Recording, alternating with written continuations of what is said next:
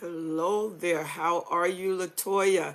Hello, Danielle. How are you? Thank you for joining me on today. Thank you so much. I really look forward to us in this segment. Thank you so very, very, very much. I really appreciate you. We are going to be dealing with some attributes of the narcissist. And I thank you so much for you, those of you who have subscribed to my YouTube channel. Thank you so much for making this happen. Thank you so much for letting me know how these videos are really blessing you. Hello there, Raquel. How are you?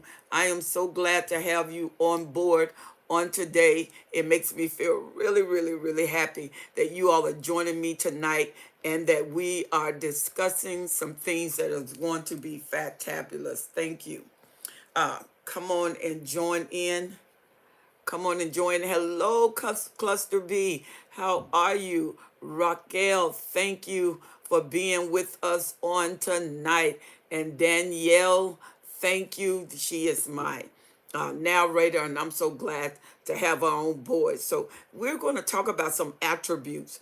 Many of you have written me, and you said that you wanted to know more about the dating aspect of the narcissist. And if I would talk about the dating aspect, and if you notice the dating aspect of the narcissist carry over into his relationship with you once you get married. These attributes are prevalent.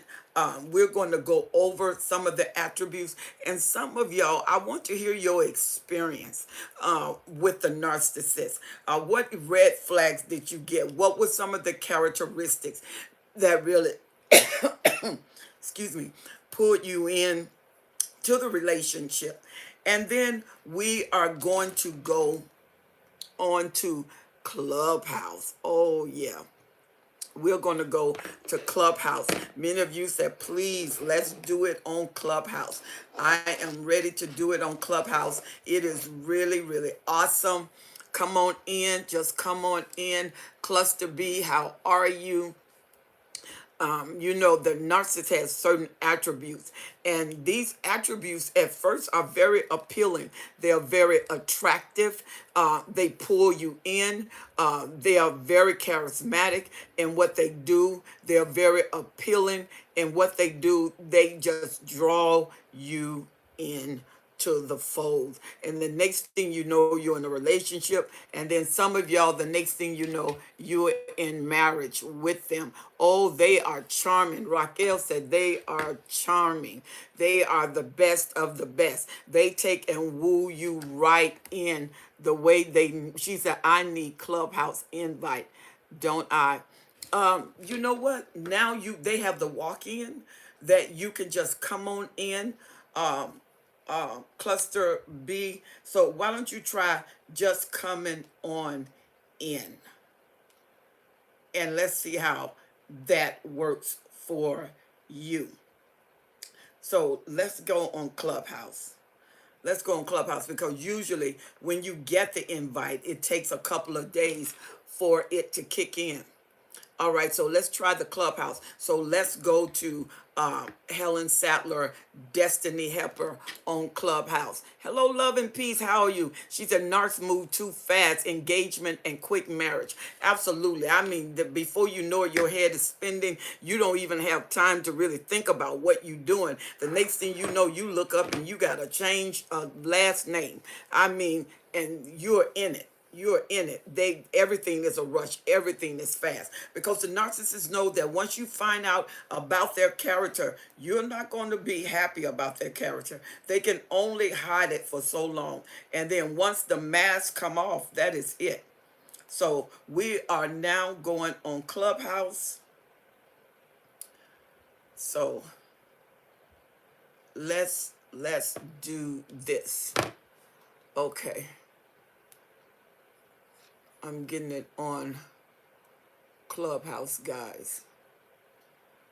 There you go. So let's do it. There you go. We're going to start a room. Let's do this. So, there you go. We're on. Hello, Danielle. How are you? Wonderful. I'm so glad to have you guys on board. Hello there, Connie. How are you? Hello there, Brittany. So let's talk about some things. I am on Clubhouse. Those of you who said that you want me on, so we are on. We are on YouTube and we're on Clubhouse. So we got two things going. So those of you who have Clubhouse, just come on in. Cluster B, I'm hoping you can come on in on Clubhouse. Hello there, Brittany. How are you? And hello there, Connie. How are you? Thank you so much for being with us. Linda, God bless you.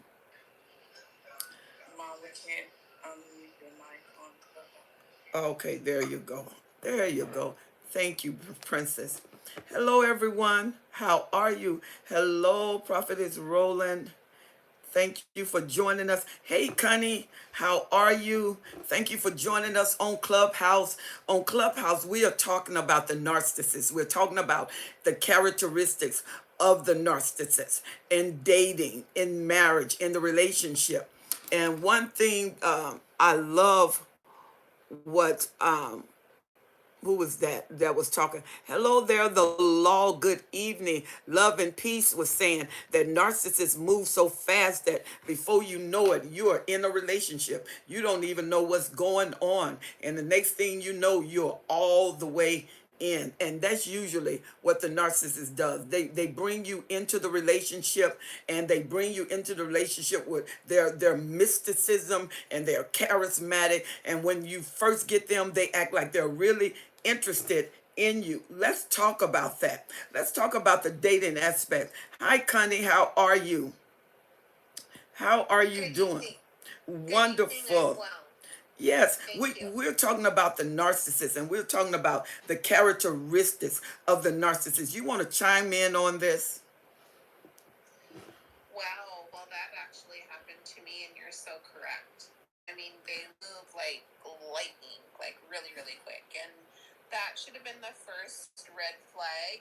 Uh-huh.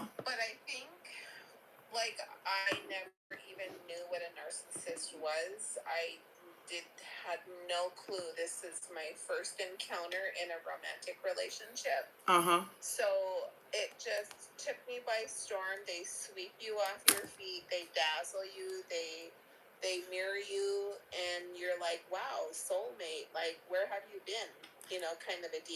Exactly.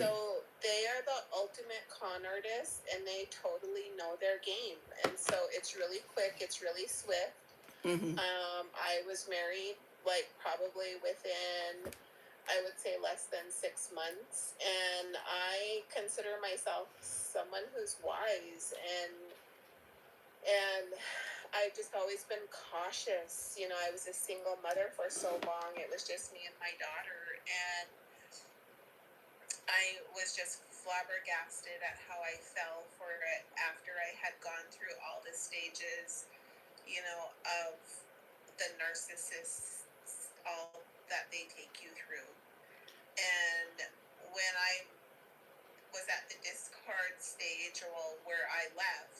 Uh-huh.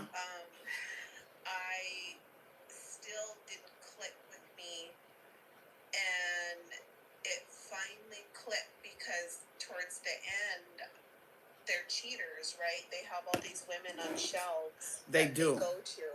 Absolutely.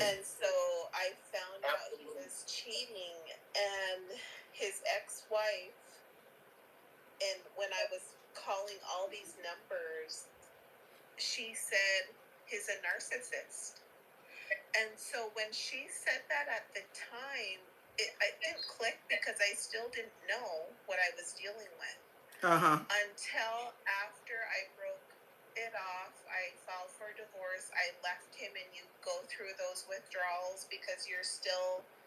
thinking of the very first person that you met, which was a total farce, right? Yes. And so finally, like months later, what she said, narcissist, came back to me. And really, that was God bringing that back to me. Yes. And I start Googling what a narcissist was. And it brought me to Helen and to your daughter, Dr. Bryant. Yes. And it brought me to all these people and experts on narcissism. And so I'm really thankful for all of you. I am out of that. It's been years since 2018. But it takes time to heal from that. And it takes time, a lot of time to really detox yourself and get strong, because they always return. And he did try to return. But by that time, I still didn't know. I just knew I needed to get out of that relationship. But each and every day, I get stronger. 18 was when I got a divorce. Wow. And now it's taken me time, but I still come back to these conversations because this healing process takes time. And I want to remain strong, and I want to just be a part of this conversation, because so many women don't know what they're dealing with, and I wish this on no one. Absolutely. So, thank you. You know, thank you for letting me be here. You are so welcome. And Connie, you are so right. You know, they rush the relationship. And when you first meet them, they seem like they're the perfect spouse. They're the perfect mate. And it seems like that you can't get anything better than them. And one thing about the narcissist, the skilled narcissists know how to present themselves. We did 10 attributes, Connie, and we want to go through some of the 10 attributes. And you said one of them, they was charismatic. They were just so overwhelmingly charming to you, and they seem to have all the answers. Hakar here said something that is really phenomenal. She said they know you want the person that they showed you in the beginning. She said, and her ex-narc said it, they are very aware that you are craving who they thought you were. You want them, and the person that they meet was it was a falsity. It wasn't them, and that's what you crave. So they whet your appetite to crave that. So let's talk about that. Brittany. Yes, ma'am. So with my last relationship, Miss Connie, it was kind of like yours. I'm raised Southern Baptist, so my life surrounds around church, and it was, and finally a church guy. He loves the Lord. He loves to serve in the church. He loves, to be about God, and it's just like, once I realized it, because it was like I met him in February. 4 months later, he shows a ring. 5 months later, we're married. And before I realized everything that's going on, what was happening, like Mom Apostle said, it was just him giving me that fake imagery of what I wanted. Absolutely. And that's exactly what Love and Peace said. She said that he was a fake Christian, that he presented himself like he's a believer, but he's really not a believer. No, ma'am. It was actually even worse, because you can only keep up your charade when you're under the apostolic so long. You either gonna give in, or you gonna fall apart, and it just fell apart. Absolutely. Hello there, CJ. How are you? Absolutely. And the thing about the narcissist, when the narcissist is skilled, the more relationships they get into, the more those relationships help the narcissist to discover themselves. And they're like a vampire. They got a craving. Karen, I'm trying to get you on board. So to get you up to the platform. Karen is an individual here that I would love to speak to. She has been with she was with her narcissist for over 33 years. That's every day for 33 years. And she's finally broken free. So I'm trying to get her up to the stage. I don't know whether there is a problem or not. Okay, Karen, there you go. Let's get you up to the stage. Let's get you up to the stage. There you go. And when you come to the stage, just mute your phone, Karen. Just mute it. There you go. And so I want Karen to speak.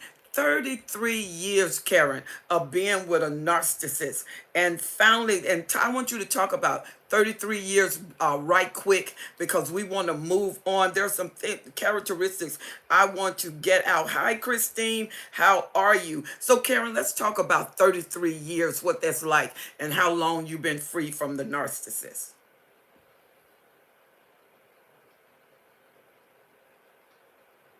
Okay, unmute your mic, Karen. You can unmute your mic.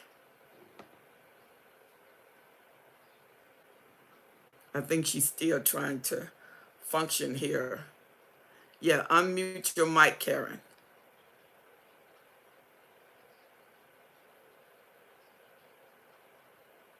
Okay. While Karen does that, she said, She said, I wouldn't get married for 3 years. She's saying that she wouldn't marry the narcissist for 3 years, and he kept pursuing her. Haka said, they abuse you in every way possible, spiritually, mentally, emotionally, and physically. Karen says, I'm trying. And there you go, Karen. You've unmuted your mic, so you should have the ability to speak. So how was it, Karen? Aloha. Thank you so much. All the way from Hawaii.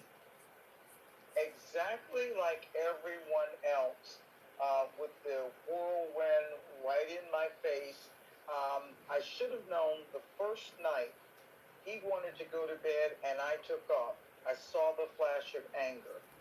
My mistake was thinking that was, good self-control. No, that was a warning that I really am a violent person. Bottom line, I was just gotten a divorce. That my downfall was that so many paramedic and police officer friends ran to him with every detail he could possibly want to know. Those flying monkeys. Because they were actually my friends who knew about the awful first husband. So they were trying to help. They were like, hey, she's been through all kinds of rough stuff. This is a fine woman, da-da-da-da-da. Well, they handed him the keys to the kingdom. I did not do due diligence. I let him take me on that whirlwind romance. It's just that where I was different, I had just had a divorce. I didn't want a new marriage. Yeah. He was proposing on the street, grabbing strangers, going to his knees, doing the whole big deal. I basically was content to live in sin. 3 years into it, I introduced him to my grandmother, and that was the wrap. Oh no, Karen, you're getting married, and I mean now. Well, what? Of course I did. So he really won your grandmother over. Oh yeah. And then Grandma, good Southern Baptist, there's none of that living in sin on her watch. So that's why I had avoided her for 3 years. So I finally succumbed to bring her over. Now, bottom line is, he kept up the front for quite a while, an unusual amount of time, because I was the money. I bought a $28,000 truck, had him quit his job. I owned my own business. So he was living the life of Riley. I didn't figure out until just a year ago that he had a disability check and never spent a penny on me. Oh my God. I didn't figure that out until, I swear to God, 6 months ago, maybe. Anyway, after the 3 years and we got married, then the devaluation came in. First, just a little offhand remarks. I was beautiful, beautiful, beautiful all that time. After he got, quote, papers on me, and he, quote, owned me, now he's singing a song about making an ugly woman your wife if you want to be happy the rest of your life. Oh He my was God. very indirect at first. He would sing a song and just make up whatever you wanted to say. He Uh-huh. would make up a song and Hey, say it Rhonda. like that. So I Wow. was trauma bonded. I didn't realize it. Now I've learned all about that. The wonderful, wonderful somatic. Okay, the ones you talk about, that platinum love. Mm-hmm. That's what I dealt with. So the platinum love, the devalue, the invalidation, the word salad, the crazy making, and then back to the love bomb. Literally dizzy. Left him in the 33 years, left him about 7 times. There was initial physical violence. Once I saw that he was going to continue that, then I turned my martial arts and police and bodyguard back on him, and he needed the doctor. So he stopped drinking the alcohol he was drinking, and he kept his hands off me. But the psychological, the emotional. When I met this man, I said verse, my scripture before every meal. Okay, Karen, I had hold on. no idea. Hold on. Sure. Okay. Because that's what Love and Peace was saying. She says it's like being soul tied to demons.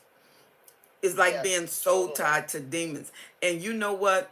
And also Hakar was saying, it's the emotional damage. It's not only emotional. She says physical, it's spiritual, it's mentally. She said they attack you in every area. And so when the narcissists come, the narcissists, anytime a person have a hole within themselves, they're not going to walk in holistic relationship and characteristic. They're going to have holes and devastation in them. And I want to go right quick, Karen, to Marie. Sure, So no problem. yeah, so Marie, how was it emotionally? We're talking about the characteristics of the narcissist. And Karen was saying, everything seemed good. Then until you marry them, and then the devaluation comes. Yeah, it was like that. I didn't realize that it was a whole lie until about 6, 7 years. And by the time everything was over, he couldn't continue the facade. Um, at first, best friend, we got along, everything was good, and then it was like the more that he damaged me, the happier he was. Mm-hmm. And Yeah. he would say things like, I literally seen the demon sitting on him with a smirk on his face, and very arrogant.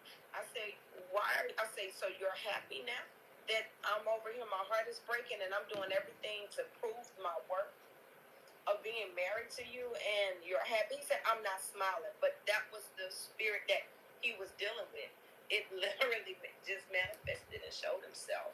And after that, I just was like, okay, I'm not going to fight for this marriage anymore, because the more that I tried, and I was trying to figure out resolutions to make things work, he found every which way to devalue me. It was always something wrong. It was always something that was I didn't do right. Always, I never did anything right, ever. Mm-hmm. You And once I yes, ma'am. Go ahead. Yeah, but see, and what you're saying, the law said they are embodiment of evil. And then Christina said, yes, emotion. She said the emotional is the worst because it stays within you. She said it's like Yes. a smelly odor that bleach can't wash off. She says horrible. She said even today, she said I like it when the mental blocks in, and Christina, Yes. you have been free for how long? Christina has been free. I think she said that she's been free for a year and still have this. And then Love and Peace said, yes, sadistic pleasure and an evil smirk from torturing us. And that goes to what you were saying, Marie, and also what Karen was saying. When he wanted her so bad, he proposed to her in the street, but she did not know what she was getting until after she got it. And Karen said the narc smirk. She said the more emotional plane he bought, the happier he was. And Marie, that's what you were saying.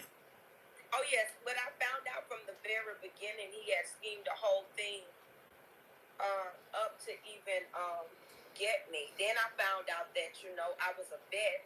They placed a bet. Him and some other guys placed a bet to see if he could actually get me and date me. All this stuff came out after I was married. I done had his children. All this type of stuff. So then when after that happened, and I finally woke up and was like, okay, I just can't do this no more. I can't do it. And I gave it to God and I didn't fight for it no more. So after that, that's when he figured out that he couldn't manipulate me anymore, that's when he just started going in to try to cause permanent damage You know, after that. yeah, and see, that's interesting because Obor said that he was a veteran. She said, I thought it was PTSD. He hid behind. She said he hid behind ADHD. She said, and she is still healing from that. So, Obor, how long were you with him? How long were you with him? She said she's still recuperating. And Rhonda said, yeah, that it's a game. It's all a game. And Tian said, she said, I still cry because of the memories of mental and emotional abuse. She said, we've been through 15 months. And she said, I am still trapped in trauma. And see, that is exactly, Connie, that is exactly what Tian was saying. And that's exactly what Karen was saying. Even 33 years is a long time, Connie, to be wrapped with someone that is narcissistic. Absolutely. 1 month is too long. I mean, I can't imagine. I was married for almost 5 years. But I agree with everything that all of these ladies are saying because it's so complex too in really understanding narcissism. And if you haven't encountered a narcissist in your life before, and I was 40, early 40s when Mm-hmm. I was married, and then went through the divorce in 18, and then I I was totally floored that I encountered someone like this. But God is preparing me for something bigger, and that experience, that trial that I went through was very eye-opening. And so now I can spot a narcissist in the workplace. Oh, I can yeah. I can spot a narcissist in my family. Mm-hmm. And it's like God has really opened my eyes to these predators because that's what they are. And God is using me to do big things for my community. And I just see this as this experience, although it was painful and I wish it on no one, I view it as a trial that I went through to open my eyes in preparation for what I'll be doing here in my community.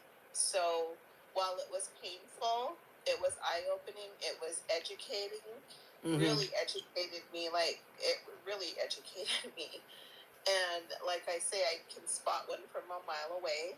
And so um, I just agree with all of you warrior women because when you go through that, it's soul ties you're breaking. And you know what? Um, Absolutely. As a matter of fact, we had a young woman that is here, and that's exactly what she was saying. It's a soul tied to an evil force, an evil spirit. yes, it is. It really is evil.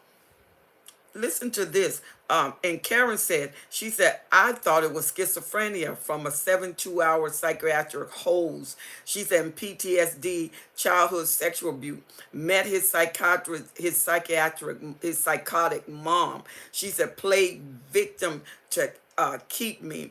She said, and she was Southern Baptist, so she had no understanding of this, and this was the second divorce. Now, Karen, you was there for 33 years.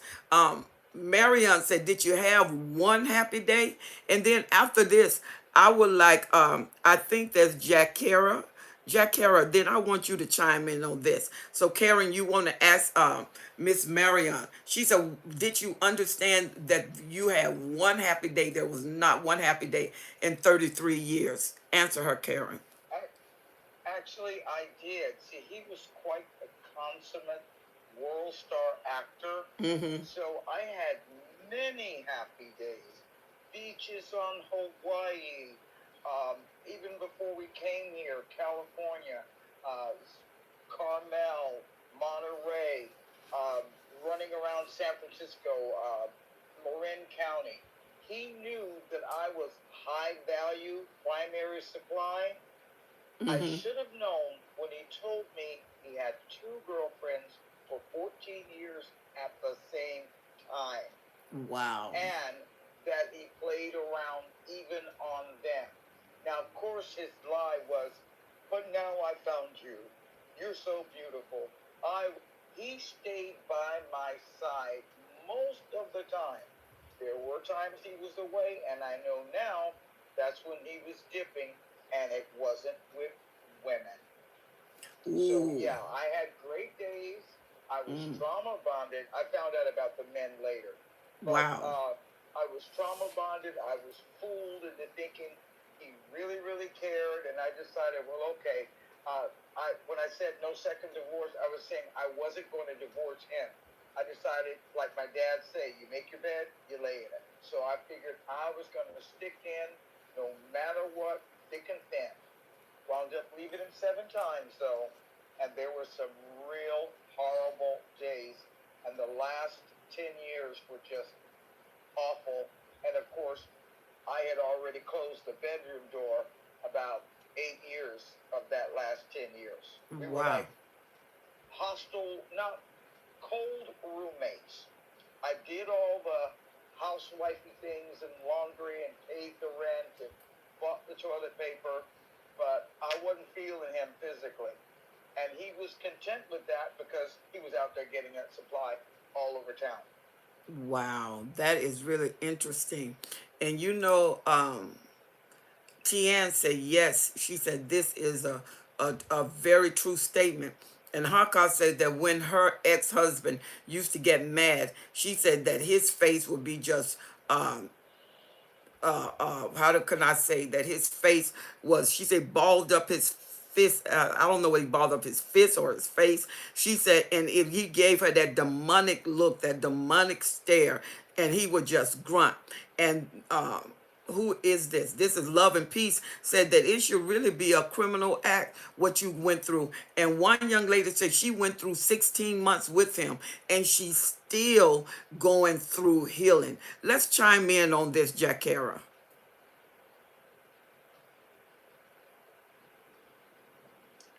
Hi. Hello. So, God is so awesome. I'm actually going through this right now, and I was Wow. just like scrolling on Clubhouse, and I saw this room, and I was led to come into this room. So how long have For you me, been with him?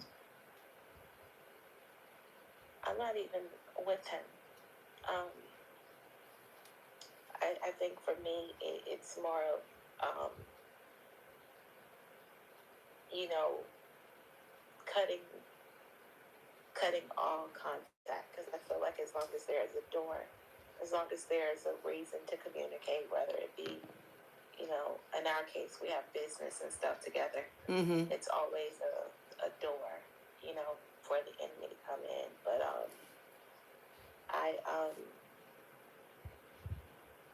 I was just like, literally just like, I recognize it, and Mm-hmm.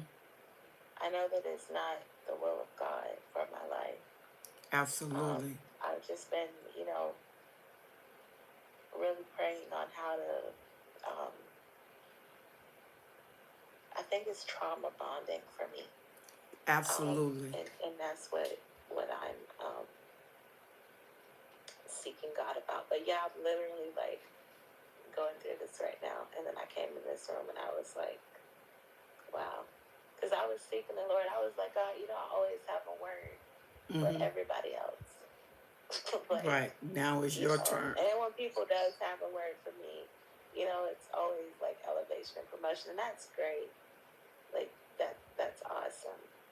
But yeah. So Yeah, I was really just listening in. well, you know So what, Jakara, am I saying that correctly? it's Jacuria. Jakiria. Um, Go on YouTube when you get a chance and look for Helen Sattler, Destiny Hepper, or Dr. Carmen Bryan. Dr. Carmen Bryan, and she's overcoming narcissist abuse. And then you have I think it's Telsha. Karen, what is her handle again for Telsha?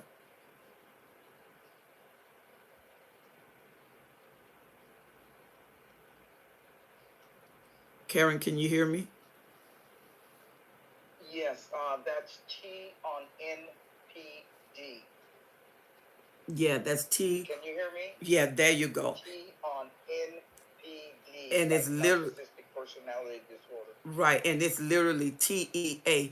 Go and look at our video, Helen Sattler, Your Destiny Helper, Dr. Carmen Bryant, and T on NPD. There's a lot of answers that can give you because you really need comfort and constellation because of the trauma bonding. And see, Karen said that she left 7 times, and then Christina she said that it's been over a year and she's still being hoovered. And many of these women are still going through some of the things that you're going through. And this is why we're talking about the characteristics. Because once you get involved with the narcissist, it's like that gorilla glue, but it's the glue on your heart, the glue on your emotions, and they tie you in. They trauma bond you to themselves. So let's talk about that. And I know Danielle, you're dealing with it in a different way. You're not only dealing with it in relationship, you're dealing with it in family right now. So what would you say? Let's take 30 seconds. We want to encourage Jack Kara. Yes, ma'am. Let me announce this. If there's anybody else, if you're on YouTube and you can come on to Clubhouse, I will appreciate that because I would like her to hear your voice. We want to encourage her. Jackiera, what is your name? Could give me a nickname for you that is easier. Um, you can call me Kira. That's what people call me. Chera. Okay. Okay. Kira. K-I. Okay, Kira, let's encourage her. And those of you that can come over to Clubhouse, please come over to Clubhouse because there you can actually hear your voice. I appreciate you being on. Yeah, Dr. Brian, overcoming narcissist abuse. Very, very, very good. And I'm telling you, Kara, you will be encouraged. You will be strengthened because you need that right now. If you know, 3 months with a narcissist take 2 years of recovery. So how, and you were with them for how long, Kara? Um, for almost 5 years. Almost, well, you know, if that's 3 months and it take 2 years, can you imagine the healing that is before you right now? But God has a way of expediting healing. Once you get that information, once you get that knowledge, it helps. So Danielle, talk to her about what it is that you have to struggle and fight because you too are going through that even right now. Yes, ma'am. Jacuria, my experience with some of the same questions that you're having and experiences as they happen, um, and we're getting this information, you're asking yourself, my particular situation is with a family member, my mother, and a person I absolutely adore. But since connecting with Apostle and really getting this information about narcissist abuse, I'm able to see from an objective standpoint, because the experience is always subjective for us. We feel it all. And especially when you love someone or someone is close to you, it's kind of hard to believe sometimes. But when the information is presented where you can see it objectively and be able to, for lack of a better word, maybe compartmentalize for a moment and really see what's actually going on and see what's actually happening, accepting the reality of what's going on and knowing how to address it.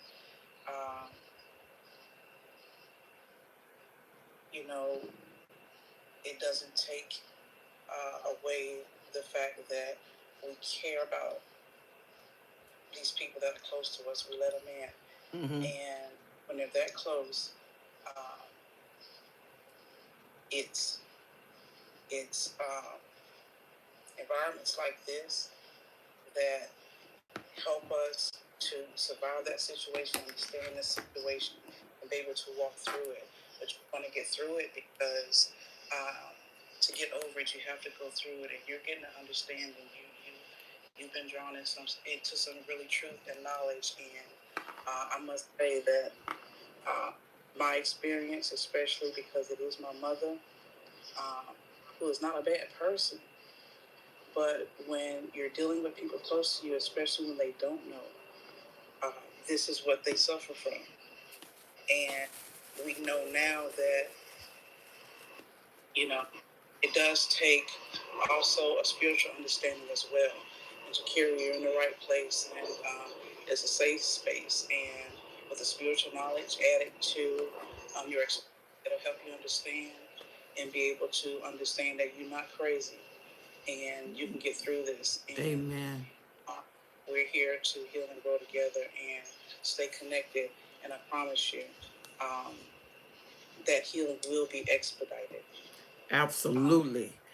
Christina, is that a little bit better? She was saying that the voices was really low. Is that better for you? Can you hear it better now? She said, after listening to 2 or 3 months, she said, the knowledge helped me to understand. This is Cluster B. This is Karen. She said, understand. And she permanently escaped after 33 years. I have a young man here. His name is Jesse. He's getting ready to produce a book, The Demon That Stares Back at Me. This is what got my interest because you know what, Jesse, we're talking about narcissism, and the book title is something that they're basically saying is happening to them, that they meet a person and then when the mask drop, it's like this demon is staring back at them. And Armand Walker says spiritual knowledge is imperative. So you want to talk about that, Jesse? Yeah, sure, of course. So just a little backstory, like I have a spouse that is diagnosed sociopathic covert narcissist. We have 2 kids together, and we were together for about 7 years, and I had no idea. I had no idea what she was. I thought our relationship was normal, even though it was kind of crazy. It wasn't until she, freight trained me from the left-hand side, and all of a sudden, the mask dropped. She became this other person, and it was pretty much like a demon staring back at me. And I had to go to therapy because I was trauma bonded to this person, and I didn't understand. And when I went to therapy, and my therapist kind of put it out there that this person was a narcissist and that she was a covert narcissist on the sociopathic level, I had to go research quite a bit about it. And when I did, my mind exploded, and it made a lot more sense. But as I dug more into the aspect of, literature or reference or just a way of figuring it out, it was very hard. It's very hard for someone to not know they're in it unless they know what it is. Absolutely. Right? You can be with that person for years and years and years and just think, oh, there's just, they're moody, or they're they're one person this time, they could be bipolar or whatever, right? But, as I went down the rabbit hole, like I found out all about the cheating, and my daughter eventually might not be mine, kind of thing, and it's very big, long, crazy story.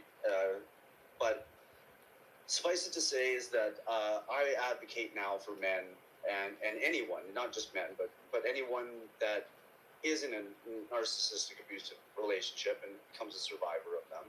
I'm an advocate for people that don't have boys.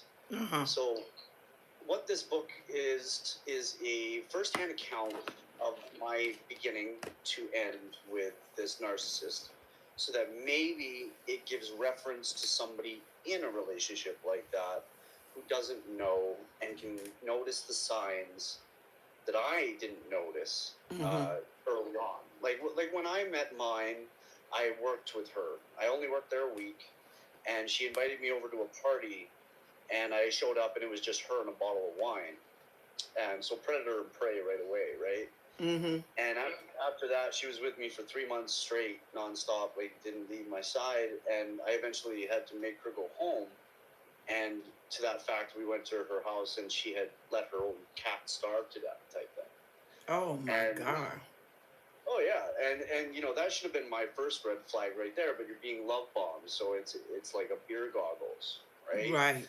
As you're put up on this pedestal like an idol, right? Your idolization phase is the first phase, right? Because there's 4 phases. Exactly. They pretty much run like a script, right? Like there is different variations and different kinds, but they pretty much run off the script, right? It goes idealization phase, which they love bomb you, treat you like a god, you feel like $1 million, and you're just beer gargled. And then all of a sudden, after a few months, they start to devalue you, right? Mm-hmm. They start to emotionally abuse you, physically abuse you, you name it, right? Cheating, all the 9 yards. And then finally, once you become too pathetic or they are just done playing with you, they'll discard you, right? Yeah. They'll cheat on you or find a new supply, right? Supply is something like I could get into this all day, right? But the 4th one is Hoover, right? They'll eventually come back to you if they feel that the new supply isn't sufficient to your level of supply, right? So, Mm-hmm.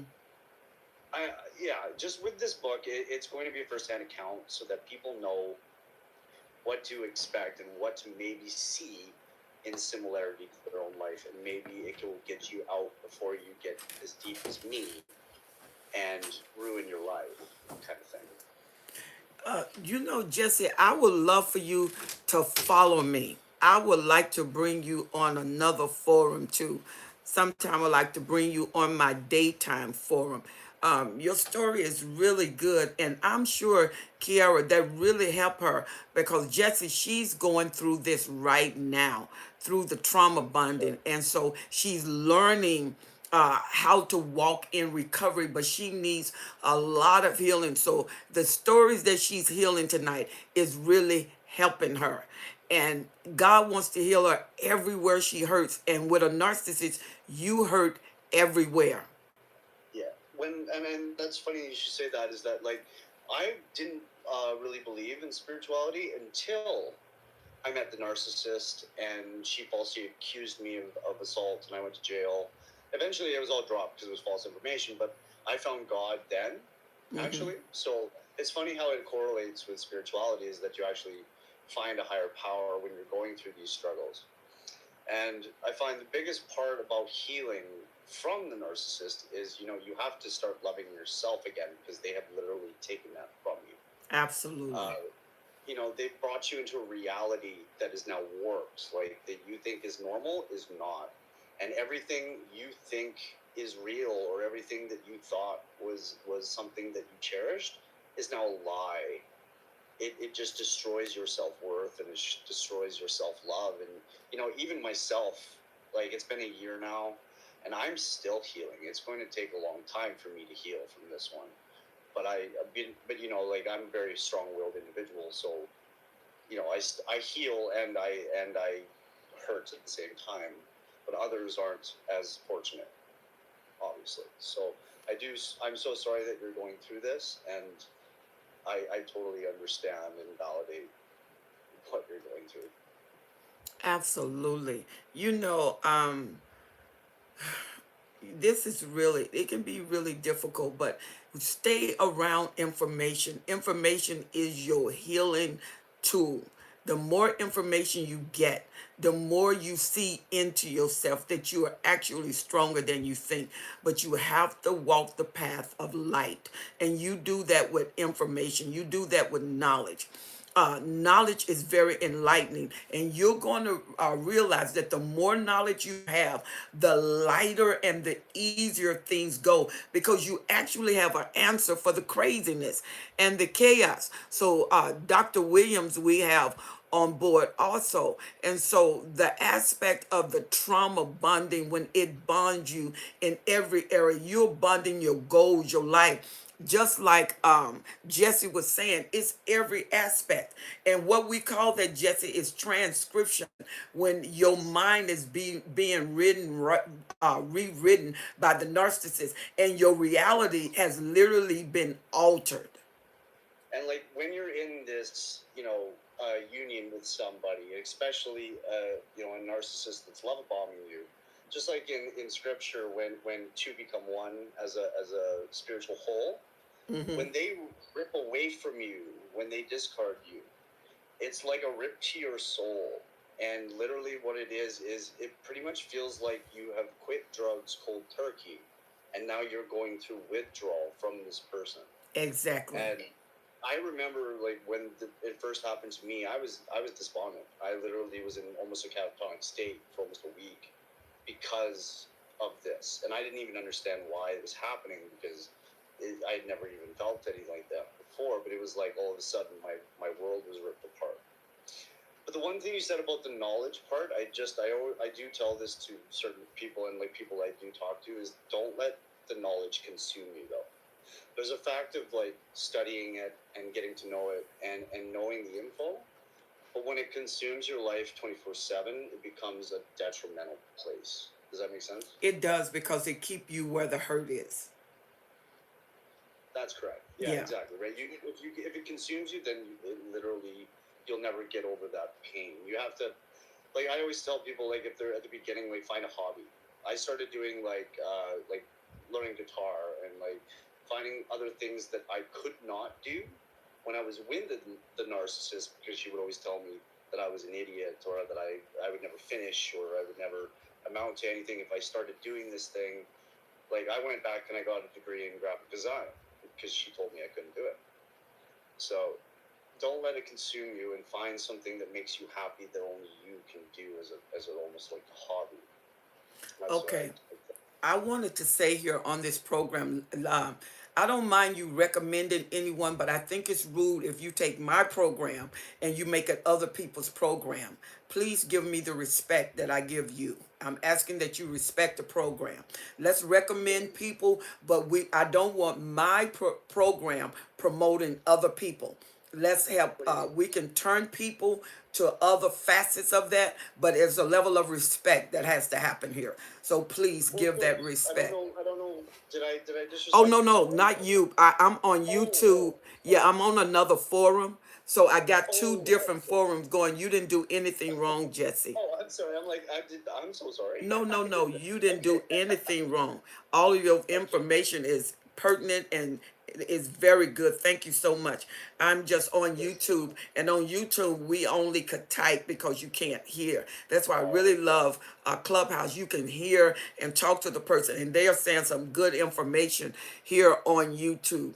But I just have to bring a level of respect here, because you got to watch it. You don't want to drive your car. Somebody else is driving. You're driving your car, but you're paying somebody else's bill. Exactly. Yeah. If there is somebody else, like if Christine in the audience there wants to come up, she comes to a lot of our survivor rooms as well, and she knows quite a bit about it herself. Just throwing it out there, Christine, if you did want to come up, we always love to have you. Oh, great. Okay, and what I love about it, Cluster B said exactly. She said it feels like going cold turkey and having withdrawal. She said brain chemicals is the same as cocaine or meth, because a narcissist can affect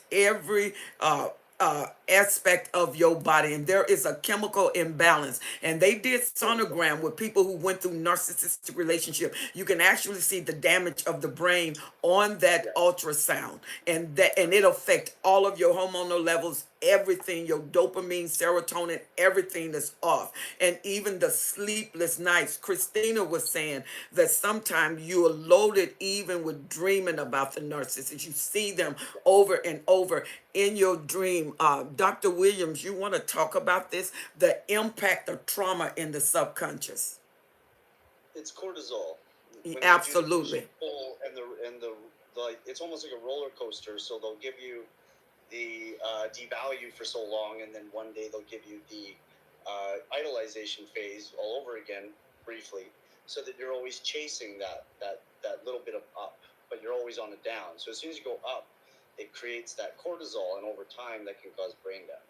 It does, because it's horrible when it stays in the body and it doesn't delete from the body. It was designed to go through the body to alert you in different emotions and not to stay with the body. And so we have on board Dr. Willie Williams.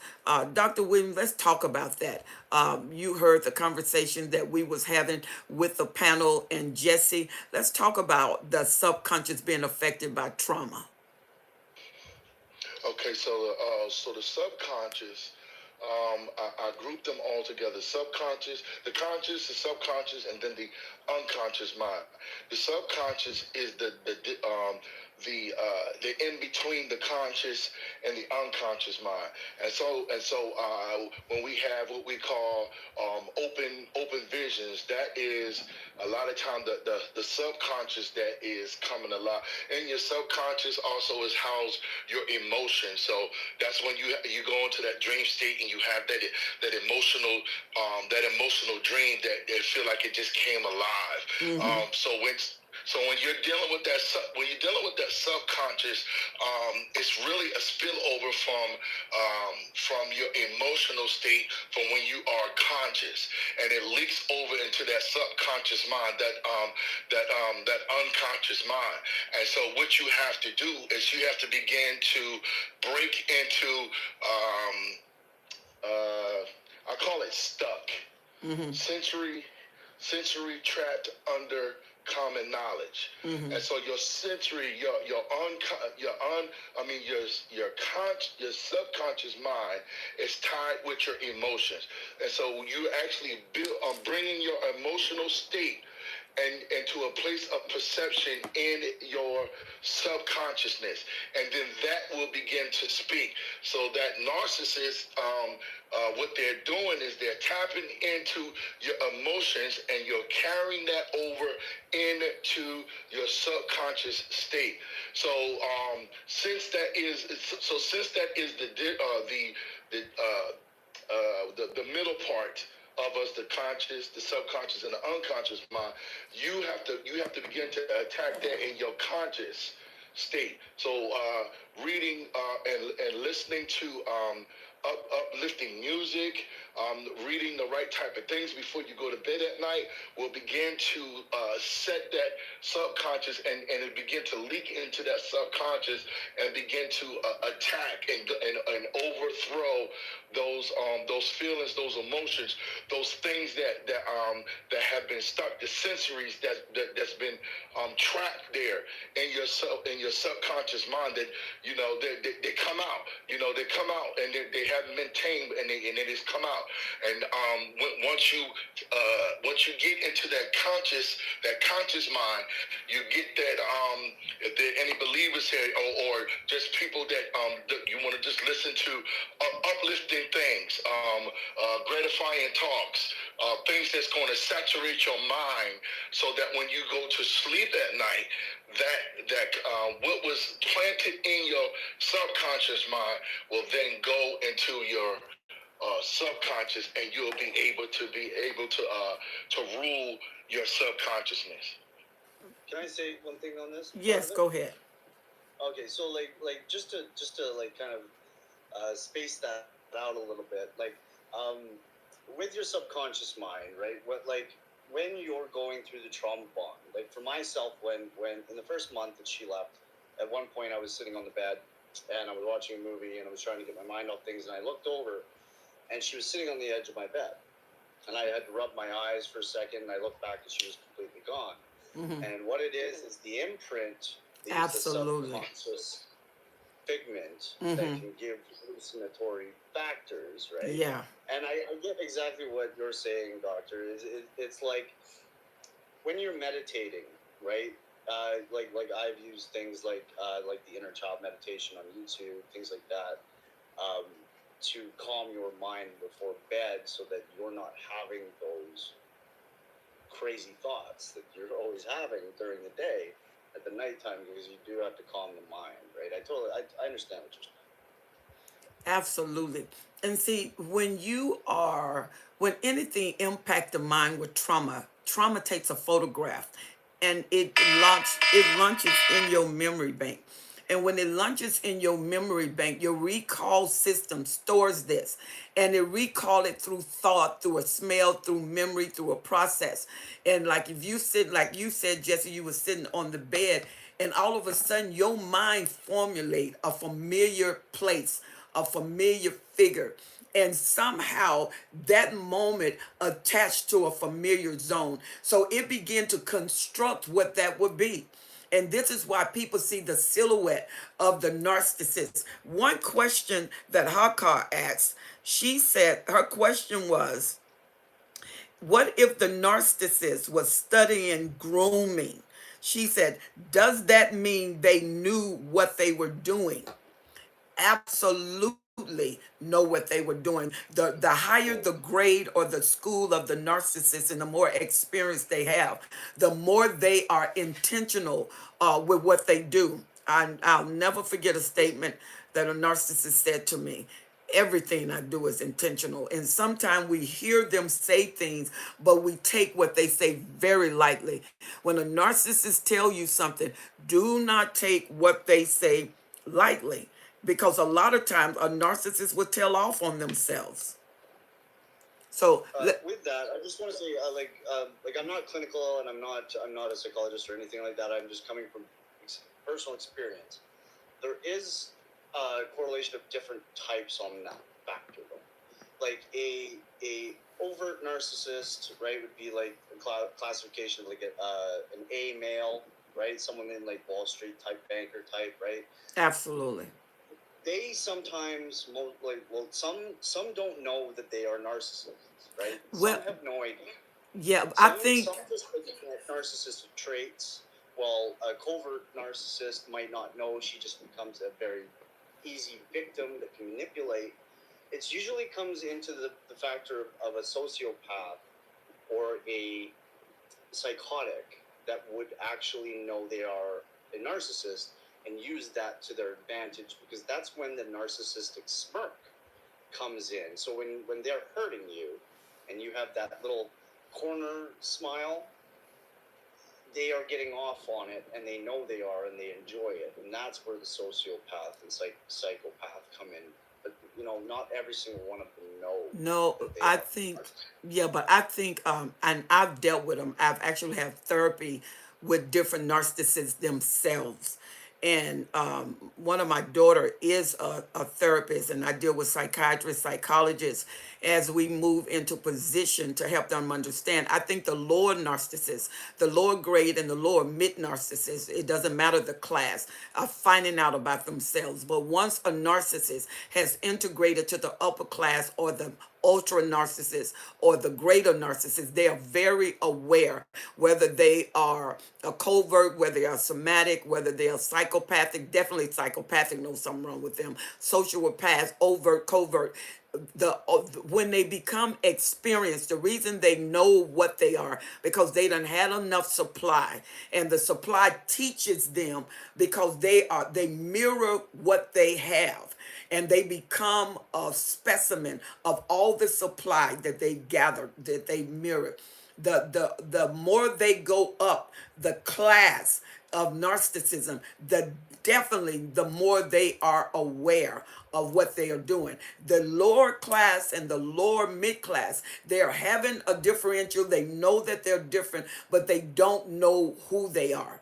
But when they start to graduate on the higher level, they will tell you that everything is intentional. They are very programmed, they're very patterned. And the reason we get this in the medical journal is because they have different personalities, but they produce this same behavior pattern, this same mold. And this is why we can have 1,000 people on this chat right now, and out of 300 people, we all can say the same thing with different kind of personalities and different kind of depths in those narcissists. So I agree, but I disagree, Jesse. And the reason I do that, because some narcissists may actually drop the mask to make the supply feel that something is wrong with them and not the narcissist. As the narcissist grows in their experience, they don't have enough relationship to know something is wrong. They may not have a proper diagnosis, but they don't have enough to know that every time I do this, I get this response. And so they go into the reactionary zone or the result zone. And then they learn that if they do this, all of this can happen. And so this is what your card was saying about grooming. Yes, they studied the grooming because different relationship. You're not only trained by the narcissist, but the narcissist that mirror you understands you, and they end up being trained how to use you. And they take one experience from the previous specimen and take it to the next specimen. And then when that specimen leaves, if they correlate and converse with each other, they're talking the same language, but different personality. Does that make sense, Jesse? Oh, very much so. The only thing I'm not clear on, because I've never heard it before, is the lower class and the mid class. I've never heard that. Yeah, those are different grades of narcissists. The lower class, mid class, upper mid class. Then you have the greater narcissist, which they call the ultra narcissist. And the ultra narcissist is like the Plato. And this is just like a building.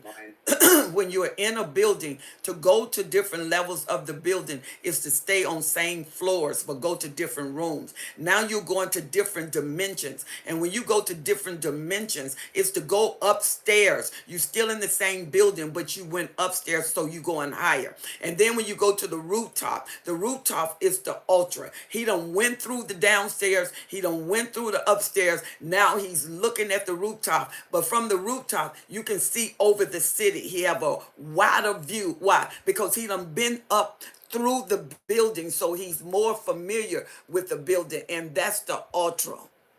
Okay, so yeah, that's pretty much what mine is. She was classified as like a level 10, like true rare sociopathic narcissist. So Oh, wow. I know what you're saying there. Yeah, Right. mine's on like a heavy level. So. Yeah, and you know what? And it's really something that you went through that and had to endure that. And it's very difficult, like Danielle was talking about, family narcissists, when you have to deal with the family, excuse me, narcissists. And they're charming. They can charm you. And we have, like here, she said, let me get something right here. She said that Love and Peace said they're very strategic and systematic for sure. Narcissists, because it's so chaotic in their mind. And that's why when you talk to a narcissist, they don't process information like a regular person processes information. They don't understand why they fail, because they're the best. And grandiosity let them think that nothing can resist them.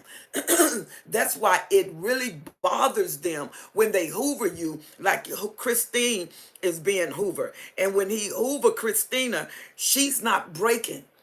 And to him, because they feel entitled, they feel a sense of grandiosity, and they feel that everybody is beneath them. So they don't understand why you're not happening in the hoover. So if they ever hoover you, they really make you pay for the energy that it took to will you in. It's called a narcissistic injury, which creates a narcissistic rage. Absolutely. Absolutely. And that injury is like being cut open without anesthesia. It bothers them tremendously. It goes to the core. Yeah, absolutely. Oh, yeah. Yeah. I had that happen. So I know. Absolutely. Absolutely. And then some of us that would, that was in it for a while, 33 years, 23 years, 31 years. One lady was in it 60 years. And on the 61st year, they decided to get a divorce because he needed a younger supply. And she thought they would never divorce. She said, but out of 61 years, he was the same. She went through the same trauma. She never had the security of knowing that he loved her. She always was in wonderment about where he was located emotionally. And that's the way it is. They never solidify your confidence. They never solidify your love. So, Oh, very much so. Yes. Like right absolutely. now, just for example, I found out she was cheating, right? And I found out that my daughter might not be mine. And when I confronted her with this gave her a narcissistic injury to her ego because of the finding out of the cheating, right? Because they're perfect, with a good covert, they're always the victim, right? They can't have anything wrong. So now I've been in a 5-month long battle for my children, and I haven't spoken to them in 5 months. We have a court order saying I have 50% of the time, and she's kept them away illegally. So it's now it's punishment to me. I totally understand that. Right. And that's why I really love Rebecca Zahn. Rebecca Zahn is she's one of the number one divorce lawyers, and she really gives first class information when dealing in court with a narcissist. Her name is Rebecca Zahn, and she's on YouTube. So if you're headed in a court situation, I would definitely access her information. She is a number one divorce lawyer. And Is she in the States? Is she in the States? I don't know exactly where she's located, but if you go on um, um, It's just YouTube, I'm in Canada. I'm in Canada. okay, So well, go on yeah. YouTube and you can access her for information and you can write her Jesse. Her name is Rebecca Zung, Zung. ZUNG. Okay, I'll do that right now. Actually, thank you. Yeah, she is really, really good, and I really refer people to her, and they've been very, very, very successful. Um, Christi, I have a question. I have a quick question. okay. Is does the does drugs draw out narcissism? Is that an effect of someone who's on heroin or meth? Because it all gets to be about them and the drugs. Well, no, the No. addiction is a narcissistic trait because most narcissists are addicted to something. It doesn't have to necessarily be drugs, but narcissists are a product of their upbringing. So usually it's a Absolutely. childhood event that creates this, or a narcissistic parent that imprints this onto their children. So, later on in life, usually you don't become one later on in life, usually are from a childhood perspective on. So drugs don't bring it out of them. If they were narcissists, it would just be there and in the background. Yes, drugs are not the cause of narcissism. Trauma is. Even in the golden child that has been traumatized because someone took over their life.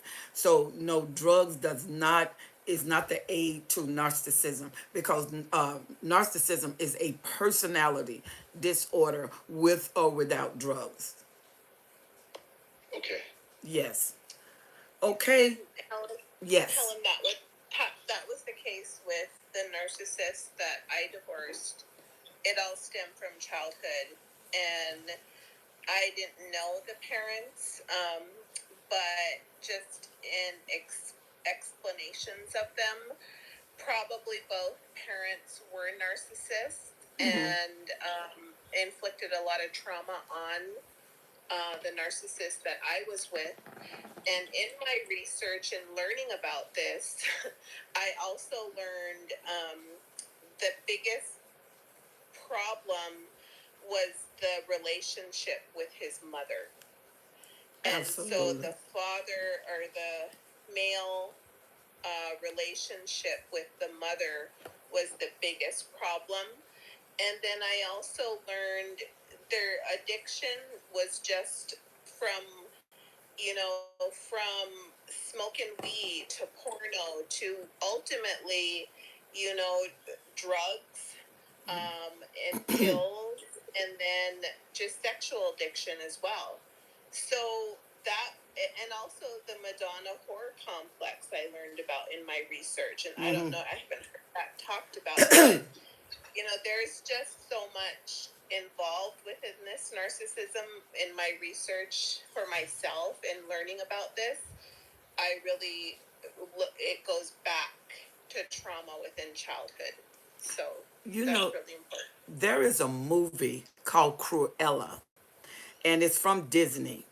And in Cruella, it shows the making of a narcissist. It shows how she became the way she became through the trauma that triggered her brain to something that she didn't understand. And when she figured it out, it was so traumatic to her to it crossed her personality over and she couldn't come back.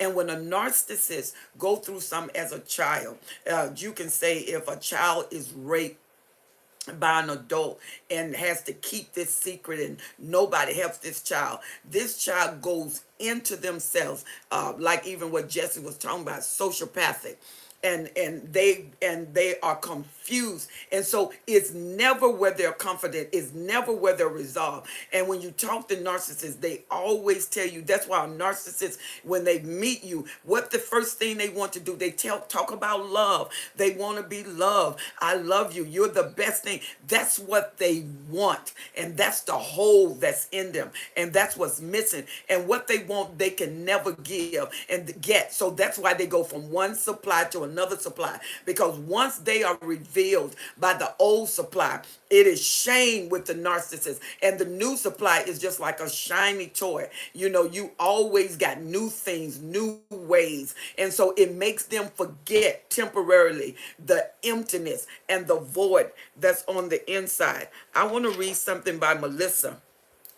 She said finding too many excuses for their diagnosis cause victim, she said, especially empath, to want to help them. She said no sympathy, no empathy. She said it is not curable, and she said if you try, you will suffer for a lifetime. And see, an empath and a narcissist is definitely a no relationship, because they know that empath is going to take responsibility for helping that narcissist. The only equalizer is when a greater narcissist is with a super empath, because a lot of time the narcissist, when the super empath has been through training, has been through their skill set, the empath has a chance to overturn the narcissist with narcissistic injury by going supernova. And when you look at an empath that goes supernova, they look like a narcissist, but that incident drains them and they have to recover. And a lot of time the narcissist hit them below the belt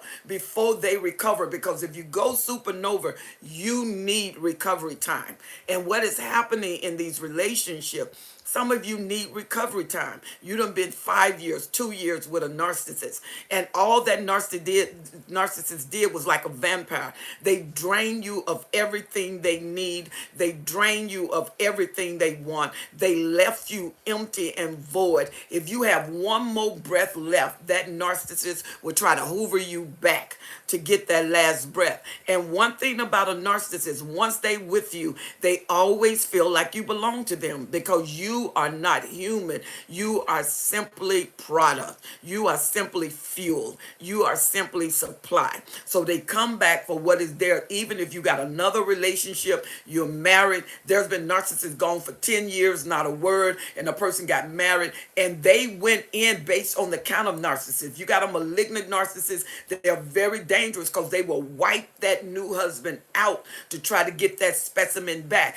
The malignant, the overt, the sociopath, the psychopath. And then when you got the covert, they gonna come in very charming and underhanded to try to do the work. So many of you, I'm telling you, it is always a privilege to come to you. She said, I could never say I love you to the narc. She said, because I never seen unconditional love to the narc. No, but the narc is quickly to say, I love you. I mean, you're with them the first week, they're in love. The second week, I've known the narcissist to meet someone within a month. They were married, and she didn't know what happened. She didn't know what hit her.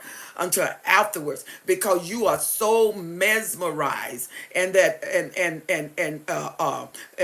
mesmerized by that narcissist, and that narcissist with the spirit of persuasion persuade your emotion. And the more you with them, the more the fog come in, where they alter your perception, they change your perception, they use word salad, they use gaslighting, and they make you think that you're wrong. When you're around someone that never compliment you, you always do something wrong.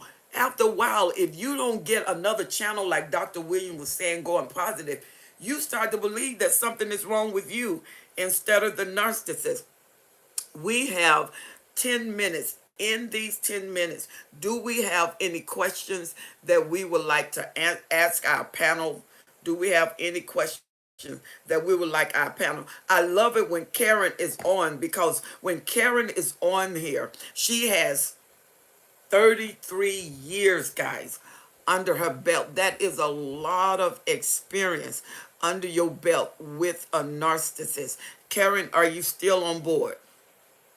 Yes, ma'am. I'm here. Yeah, Been through 33, yeah, up and 30, down.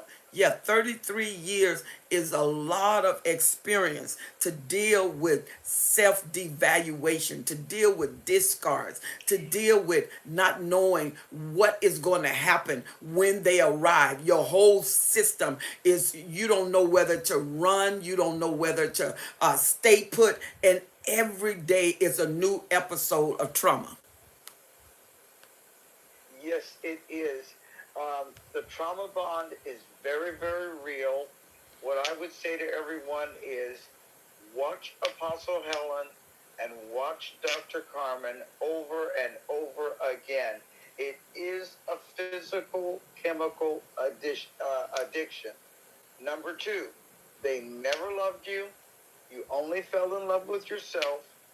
It is natural to go, you miss them, and you think, oh, well, the brain fools you, and you minimize the bad, and because they've been breadcrumbing you, giving you just a little bit of good when it looks like you're going to go, or a little bit to get you back.